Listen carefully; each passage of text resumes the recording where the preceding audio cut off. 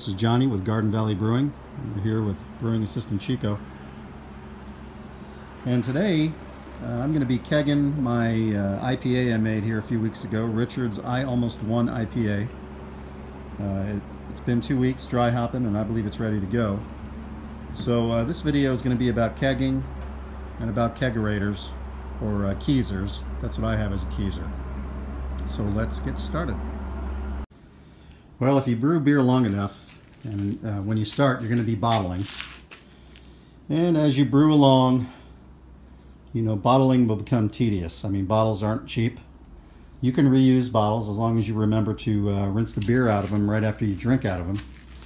Most people forget you're going to get mold in there, hard to clean out, and that stuff can ruin your beer.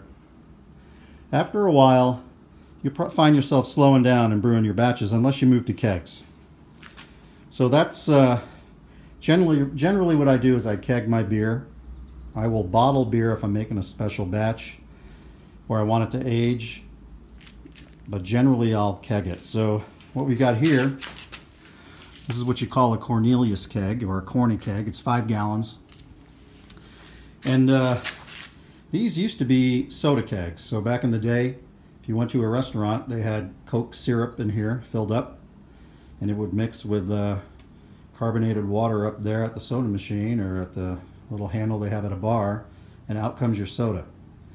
Soda doesn't come in these anymore. It comes in plastic bags and boxes. So a new use was found for these, and a great use if you ask me. Now you can buy these used online at home-brew stores, and you can also buy them new. And they're not cheap. I mean, the dirtier they are, the cheaper they're going to be. And you can clean these out. It's not that hard. Replace the gaskets. A lot of brew shops will sell them to you reconditioned, which means they cleaned it and they replace the gaskets for you.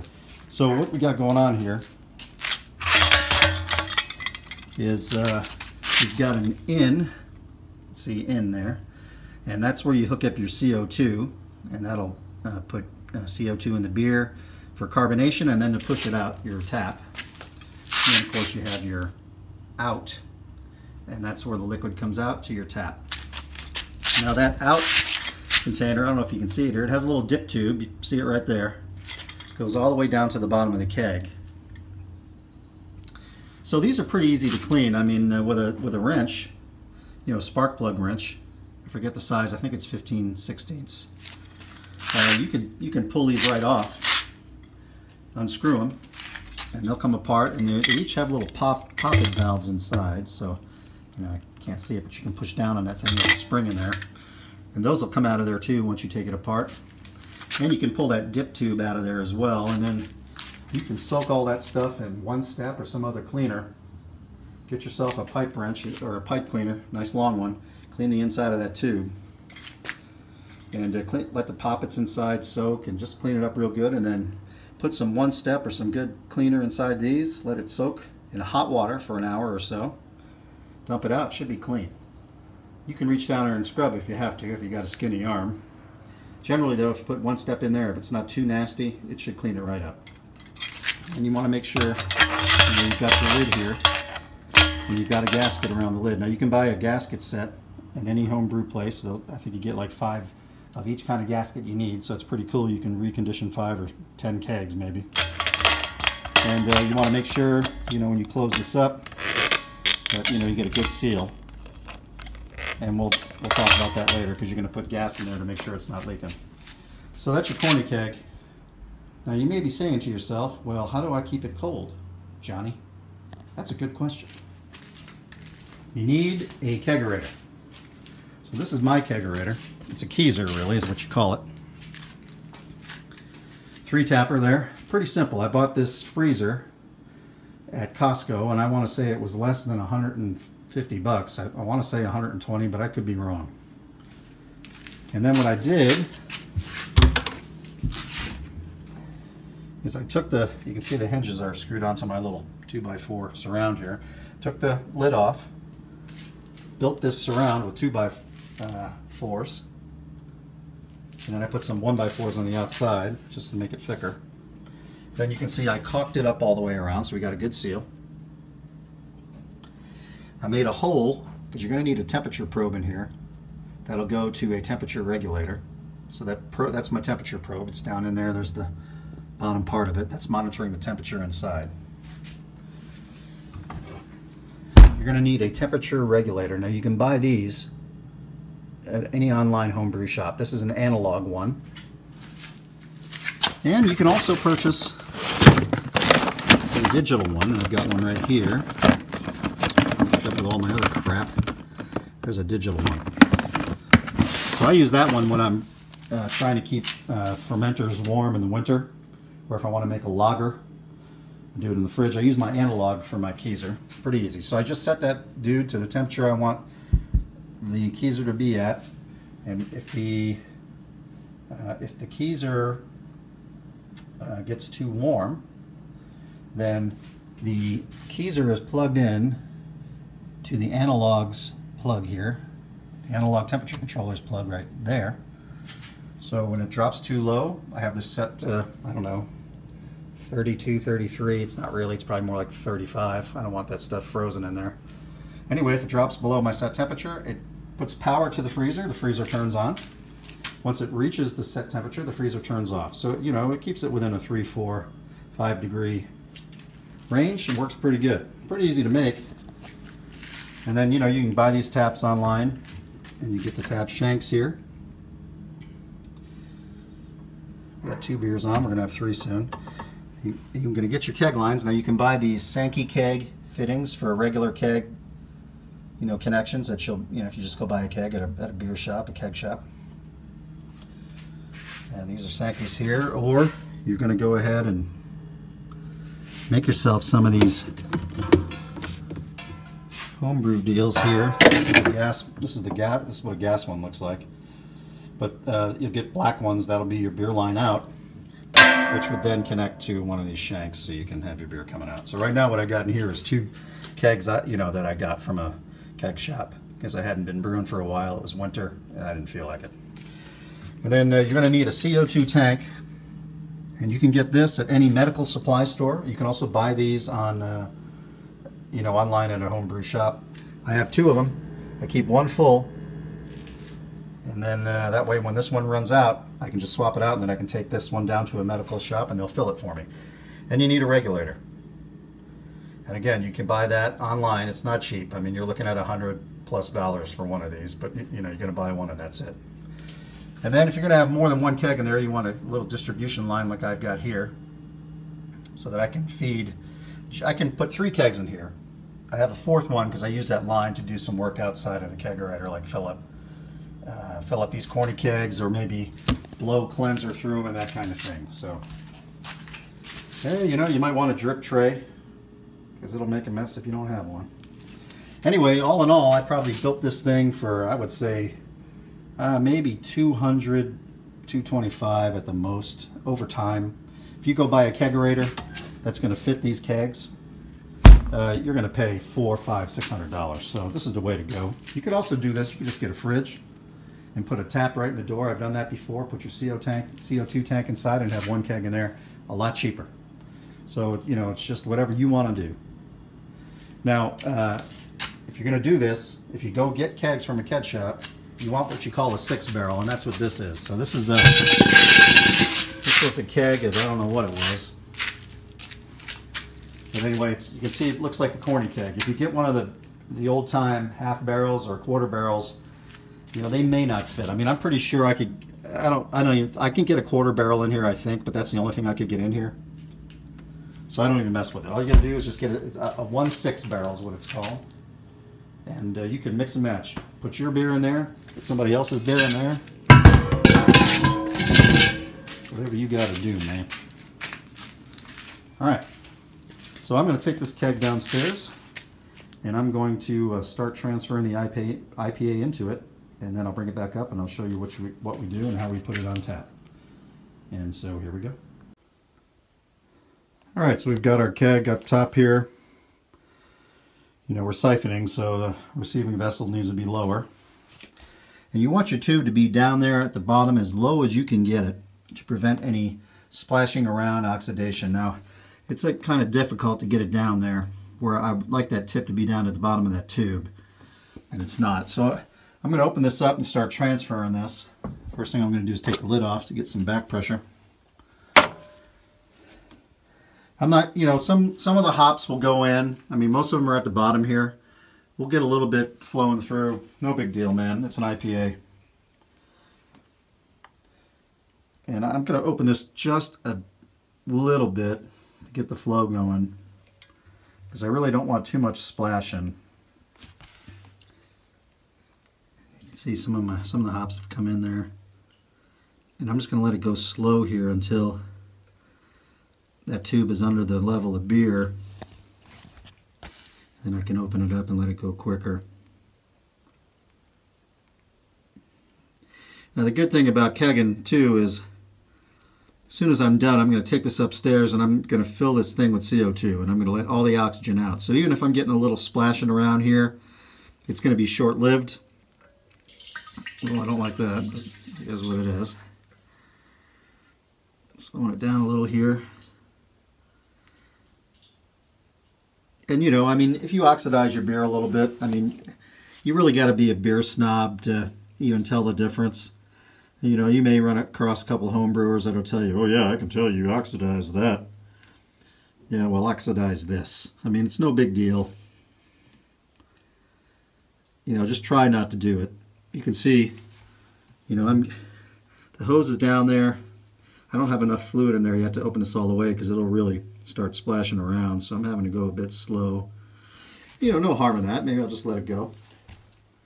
No rush here. And so, yeah, we're going to go ahead and we're going to let this keep going until this keg's filled. And then we'll go to the next step. You can see why we're doing this. You can see the beer in the tube, and that's nice and clear. You know, when I started the flow, just a little bit of hops came out. No big deal. You might get a couple hop flakes in the glasses. Who cares, man? Yeah, it's a nice clear beer. It's a great, got great aroma and great flavor. I think we're going to enjoy this beer. So we'll let this keep going and let it fill. Okay, well, she started spitting. You can see we got down to as low as we're going to go. I mean, I could tip this thing up, get some more fluid, but I'll probably pick up some of them hops too, and I don't need to get too much in there. No big deal. I can see inside the keg here, we're near the top. I'd say, if I had to estimate, I'd say we got about 4.5 gallons in a 5-gallon keg, and that's a pretty good amount. So, all right, we'll pull the tube out here. We'll start getting this fermenter cleaning, and we'll put the lid on this keg, and we'll take it up to the kegerator, and then I'll show you the next step. Okay, we got the keg back up here. Pretty uneventful trip, except for the hernia. So, on my in valve, I've come out of my little gas manifold here, and I've hooked up my gas connector now. What we're going to do, we're going to purge this of oxygen, and it's going to have CO2 in it. And then we're going to carbonate it at a pressure of 30. Now, once your beer is carbonated, you know, I usually push my beer out at about like 2 psi, 3 psi, maybe closer to 5. If you pushed your beer out at 30, it's like drinking through a fire hose, first of all. And secondly, if I turn up the pressure to 30 and I don't do anything, I don't open the taps, I'm going to over-carbonate the kegs that I have hooked up right now. So to prevent that, I'm going to close the gas on the 2 kegs that I've got. 1, 2, because we don't want that happening. All right, so everything's closed. So now I'm going to jack up my pressure here on my valve using a screwdriver to 30, or as close as I can get it. Shake it up to 30, no problem. It's pretty maxed out there, and that's close enough. All right, now what I'm going to do is I'm going to open the valve to the keg here. You can hear the gas going in. So to purge this thing, we're going to just let it go until it seems to slow down and it's not doing anything else. It's a good time to pressure test your keg. Run your hand around here where that seal is. If you feel anything, that's a bad thing. Maybe your gasket's no good under there, under the lid. You can also squirt some sanitizer on there. Put it in a spray bottle and you'll see it bubbling if you've got a leak. I know I've pressure tested these kegs and they're good. Okay, you don't hear the gas anymore, so now I'm going to pull this release ring. So it's empty. Let it go again. And I'm going to do that 3-4 times. just to make sure it's good to go. Here it's slowing down. And pretty much pull it.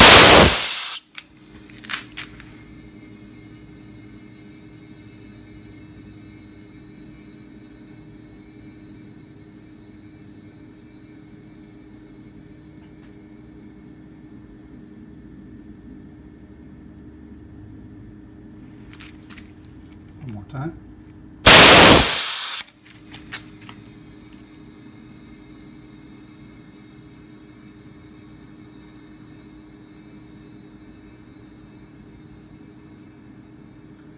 I'd say we're pretty good. I mean, there's not a lot of headspace left in that keg. We've got 4.5 gallons in a 5-gallon keg, so we've pretty much cleared that headspace of oxygen. So now what I'm going to do is put the keg in the keezer, and we'll go from there. Okay, we got our keg in. Uneventful, except for a hernia on the other side. And the gas is hooked up. I'm at 30. I've hooked up a tap line here. I use, well, on this particular case, I use a special tubing that I got. It's kind of got sort of like a glass lined inside, just so there's no off flavors. Sometimes these rubber tubes, especially if they're new, they can give you a rubber flavor just for the beer that's been sitting in the line for a while. So I'll use this, I'll use that sometimes. If they've been used a while, it's okay. Anyway, I want to push some beer through the line right now, just in case there was anything happening in this keg line, so it doesn't go back to the keg. So I'm just going to pull on the tap. It's going to make a hell of a mess here. It should. If it doesn't, that's a problem. Okay, that appears to be a problem. So we'll investigate and come back. Okay, looks like we had a bad poppet in our stem here. It's the stem. This is the poppet that's inside, and this thing is supposed to be welded to the bottom, and it fell off. So there is the problem. So we do have good pressure. Now at this point you want to check for leaks, see if any beer is flowing out. I've lost kegs before because these haven't been on. Pull on these stems. They shouldn't pop right off. If they do, they're not down all the way. You'll know they're down because they'll pop on. So we look good. I don't see any leaks in the keg lines. I'll check it tonight too, and then just to make sure. Whoops, oh, that was nice. See if we get beer out of this thing. Oh yeah, it's coming out. Okay, all right, so it looks good. All right, so now what you got to do, besides put your tools away, is let that keg sit in there and get cold. As soon as the liquid begins to get cold, it'll begin absorbing CO2. And as it absorbs the CO2, that's how you get carbonation. And we're going to do that at 30 psi or close enough. I'm going to check it tomorrow, and I'm going to see what kind of foam and carbonation I have. It may be good tomorrow afternoon. If not, I'm sure by Sunday mid-afternoon it'll be good to go. Now there's plenty of beer purists out there that'll tell you, hey, IPA should be carbonated to 2.0 blah blah volumes, and to that I say blah blah blah. You know, do it for a day. If it ain't carbonated enough, do it for another day.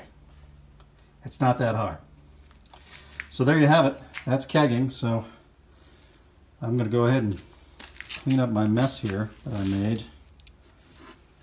But before I do, it's always required for you to pour a glass of your beer after you keg it and enjoy it. So that's what I'm going to do right now. And there's a lot of pressure, so I don't want to do it that way. So what I'm going to do, you can see some hops down in there. That's that initial pour. They were down on the bottom, so we're getting rid of them.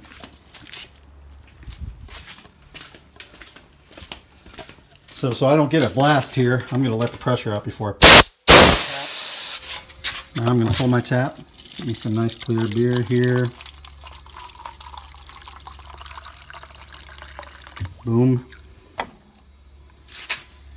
then I'm going to let that sit. So I'll close that lid. The other two kegs, I don't have gas on them right now, will be fine. They're filled with gas right now. And the last thing to do is go ahead and right it up there. So on that left tap, we'll have Richard's I Almost Won IPA, 6.83%, ready on Sunday. As always, our Garden Valley Brewing videos are filmed at beautiful Terrace Lakes Resort in Garden Valley, Idaho. This is Johnny with Brewing Assistant Chico. Until the next video, stretch those livers.